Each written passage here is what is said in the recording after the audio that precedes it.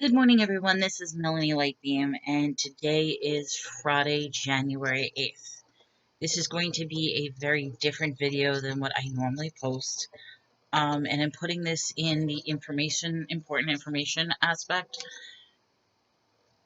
I'm reaching out because there is a different side to reselling, and that is something that is so often overlooked when we watch all these videos, when we see the excitement of people dumpster diving or buying stuff or pallets or estate sales or what's sold on eBay. I mean, all of us are doing those videos. But the one thing we overlooked is the fact that everybody here has a life. Everybody has a family, has a life, has things going on that probably will not be shown in a simple 20-minute video or a snippet of their life as they're talking about something. So I want to talk to you about something today, and I will say this may or may not be a trigger warning for some people. This also may be a bad reflection of my thoughts and my opinions. Um, I don't know. I'm still trying to evaluate, to figure things out, to learn as I go all the way. And I know this direction of this video is going to go in so many different ways. But please bear with me because this is also something for me that it's a documentation of what's going on right this instant. Just because something is going on right this instant doesn't necessarily mean it's going to be like that for the rest of my life, if that makes sense. So this morning, I'm literally laying in bed and I couldn't get out of bed. I really was having a lot of trouble. First off, the medicine is really, really affecting me. It's affecting me in a lot of ways. It's slightly making me hallucinate. It's slightly giving me bad dreams. It makes me completely like I don't feel other things, or I feel the opposite. I get way too emotional. And that's what's been happening. I have been getting very emotional as well. So it's like this medicine is causing a complete spectrum of feelings, emotions, and pain. So there are times where I feel absolutely nothing. However, my body is stiff. Then there are times that the pain is just so unbearable, I'm literally doubled over and crying in pain. Now, this is something that's going to take a while. I'm going to see some specialists to find out. But that's not what this is about. That is where my mind frame is right now. That is what is going on with me. So while I'm lying in bed, really trying to focus on waking up so I could come to the office and actually do stuff, I'm in the midst of it was actually four different conversations. I am a person who doesn't like to talk on the phone. I don't. I really don't like talking on the phone. I do a lot of texting.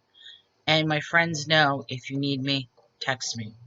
In fact, my friends also know, and this is completely aside, that my house is a revolving door. It is a safe space. If there's ever any problem, all they have to do is come through the door. Sometimes that's a big hassle because there have actually been times where we just want a Sunday to ourselves since Sunday is officially my day off, and I'll have up to 9 people coming in the house at different times for different reasons.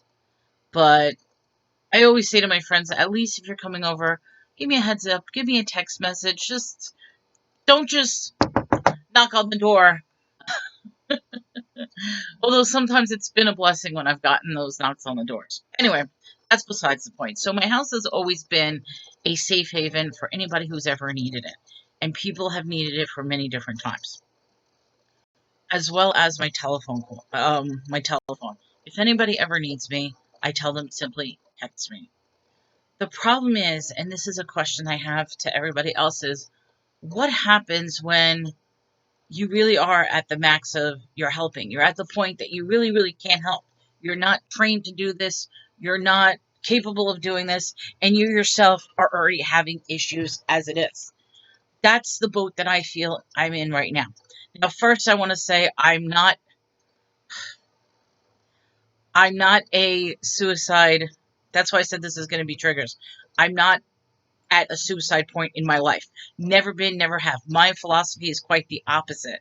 The only people I think should ever commit suicides are the ones that are literally They have no chance to live. They're in pain and they're scheduled to drop dead at any moment. Those are the people that I believe should be able to take their own life. However, for those who are young, who are just confused, lonely, troublesome, pressured, those are not the people. That's the time where I tell people and I tell my friends to do something new and different, do something exciting, try something that you've never done before, and explore what this world can give you. Because let me tell you something, you have a very short time to do endless possibilities. You have a very short time to do anything you want in this world. I mean, even now, as I'm thinking, oh my God, I could possibly get to the point where I won't be able to walk anymore. I could potentially get to the point where I'll need surgery for the rest of my, I don't know. But you know something, it makes me want to just do whatever I can. The problem is, as of right now, with the pandemic, the lockdown, the restrictions, and all this other stuff, we're slowly getting our rights stripped away from us before our eyes. We really are. I'm not turning political. I'm not turning this. But what I'm saying is these times have affected everybody. So the three things that are going on right now is one, there were two people missing in action. One of them, we found out, was in the hospital. Okay. So at least that person reached out. The second person, so far, apparently, I have been the last person to speak to this person. It has now been, which was Sunday. We're now on Friday, and this person completely disappeared off the map. I've already talked to other people. Some people even have the personal phone number and has tried calling. I'm thinking, okay, what should I do? Should I call and have a wellness check? Should I get in touch with neighbors? Should I do this? I don't know. I don't know what to do. But I'm like holding on to guilt that, okay, maybe something's wrong, maybe something's not wrong. And she is, I don't know. I don't know what to do. And I mean, I will be honest, there were times in my life that I did not help the person that needed help. And I hold that guilt on incredibly. And it led to a bad way. On the opposite end, there was also times in my life that I have done some heavy intervention, and that heavy intervention saved those people's lives. I mean, I'm not ashamed to say that I've actually been responsible for committing three different people. Can I say that? Which makes me wonder. And I mean, okay, you have to understand in your life about me. People don't realize that my circle of friends and acquaintances is massive. So when I said that, yeah, I committed three people, I'm not like the average person who maybe only has five friends, six friends, or stuff like that. No, I have friends and acquaintances that literally are around the world. I choose to do that. That's my choice. And sometimes it comes with a lot of burden. And problem that my husband tells me I have is that I try to be a people pleaser. That's what he says. He says I'm a people pleaser. That I try to do anything and everything I can to make other people happy. But it has a great toll on me when I try to make other people happy. He, at the same time, he also says, I wish everybody else in the world were people pleasers too. Then again, I'm a people pleaser, but I often get ridiculed. And believe me, I've been bullied all my life, but I often get ridiculed that I'm self centered, that I'm snobbish, that I only think of myself, when all I ever do is help others, and I try to help others. I don't know. Maybe I am the negative. Who knows? Anyway, so this person has been missing since Sunday. I am the last person, according to my circle of friends, who have spoken. So it makes me wonder now, on Friday, what do I do? Do I call and have a wellness check, get the authorities involved, and see if this person is all right? Do I just let it be and let time? Because you know something? That's the dangers of social media and online, is that all you have to do is press power and you can completely not talk to anybody. You can just go back in your world and just ignore everything. And think about it. How many people have made announcements? I am leaving Facebook. I am leaving Twitter. I am just doing, people do that all the time. So the problem is, I don't know the frame of mind this person is in. All I know is the frame of mind when that they were in when they last spoke to me, and the fact that nobody has seen this person for the past week. So I know this is but what am I going to do? What should I do? What would you do? The third problem is, and this is literally all this morning, a friend of mine reaches out to me this morning, literally while I'm in bed, trying to actually wake up. Well, I was already awake. Mentally, I was awake, but physically, I can't even move out of the bed.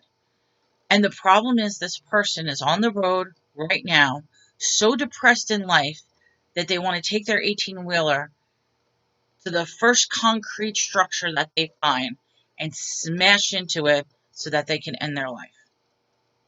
Yeah. How do you talk a person out of that? Told them to go to I even asked where exactly they are. Told them to go to a local museum. Oh, go someplace. Go to the park.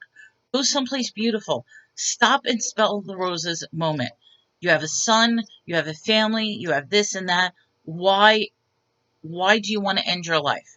Why being selfish? I says, plus, you taking a truck and crashing into, how many other lives are you going to destroy? You have no idea what's going to happen. So it's like, that's the type of conversation I'm having in the morning. And you know what the worst part is? Is if anything does happen to these people, I'm the one to blame. It's going to be my fault. Nothing to do with this other than the fact that they've reached out to me. And I know what's going to happen. One person is probably fine, nothing wrong. The second one who wants to crash into is just in the woe is me point of view in life. I mean, I've even had that point of life. I remember, and this is actually a sad thing, because I have a really, really good friend. And I remember 2 years ago, I'm literally we were walking partners, exercise partners. We used to walk every morning. And that's part of one of the reasons why I ballooned in weight, is because I no longer do exercise. But I remember walking in the park and saying to my friend, even that, because I was in a very, very dark place in my life 2 years ago. And I remember saying that if this ever happened again, I am going to kill myself. That's what I was talking. And I think back now at, oh my God, the burden that I gave to my friend having this conversation. Me, the most upbeat person, smiling, the one that's filled with life, that's always encouraging others, is now talking to my friend how I want to end my life because my life was so miserable. Oh my God, how stupid as I was. I mean, I thank her for being there for me when I needed it. And I almost feel like our relationship since then has parted, not because I wanted to, but I just feel like because we don't have the walking experience, we're not as close as we used to be. And part of me is upset about that. I'm to blame. It's a combination of both of us. But I'm not here to blame people. I'm not here to blame myself. I'm just trying to think, and I guess this is a documentary right now of the multiple layers that we as sellers and resellers have to face, is the fact that behind our eBay, behind our YouTube persona, behind our online presence and the selling and the stores and the buying and this and that, overall, we are actually real people. We are real people with real problems, real things going on. And there are times that people look up to us for advice, for help, and the question is, what happens when the person who's always there to give the help needs some advice as well? Will anybody stand up and help? Will anybody do anything different? Or will it just be pointing fingers and saying, it's all my fault, this happened because of you? I don't know. So I think this is a very important video that I don't know how people are going to respond when they see this video. I don't know. But after this video, I am going to do a what sold video. And then I'm going to clean the office a little bit and start posting some of the amazing stuff that I got at the estate sales yesterday. And tonight, I'm hoping that Flippin' Frozen has her auction, and I'm hoping that not hoping, I know he's going to do it. Tommy the Bargain Effect is having the Masked Singer competition, which I can't wait to see what the next round of contestants are. So with that, everyone, all I have to say is, if you're feeling down, I do say reach out to people. At the same time, I say this: reach out and get professional help as well. There are people out there will love you. I mean, I know I'm rambling on. The worst thing I said to somebody was when they asked me that my life doesn't matter, nobody's going to come to my funeral. I says, funerals are not for the dead. Funerals are simply for the living. And you know something? Funerals specifically bring out everybody, because that's when all your false friends come out and try to say what a wonderful person you were and all the memories where they weren't there for you when you needed them most. Yeah, that was a horrible thing to say, but that's what funerals are. And if you think about it, so I guess I'm going to say reach out to your friends. I mean, there's so many. I can't even reach out to my friends. If I told you how many people that I've shut the door in, burned the bridge, I hundreds and thousands. Yeah, thousands and thousands of bridges I burned. I chose to burn those bridges. That's up to me. But I will say this is, please, people, if you are feeling down, upset, hurt, confused, suicidal, please reach out for professional help. I'm serious. Reach out for professional help. The help I need right now is I need medical help. That's the help I need. No, but I mean, I'm at a good point in my life right now. I really am. I am so happy with how my business is. I'm so happy when I go shopping. I'm happy with my YouTube. I'm exploring new things. I'm learning. All this is bringing a wealth of knowledge. So right now there's so much positivity in my life, but the positivity is coming at the expense of the negativity that I'm surrounded about. And I will say this, and I say this to everyone: you have a choice to exist in life, or you have a choice to live in life. The problem is, I've always been around people who only choose to exist in life. And the point is, I want to live. I want to live my life to the fullest extent. I want the people who are only existing to live their life as well.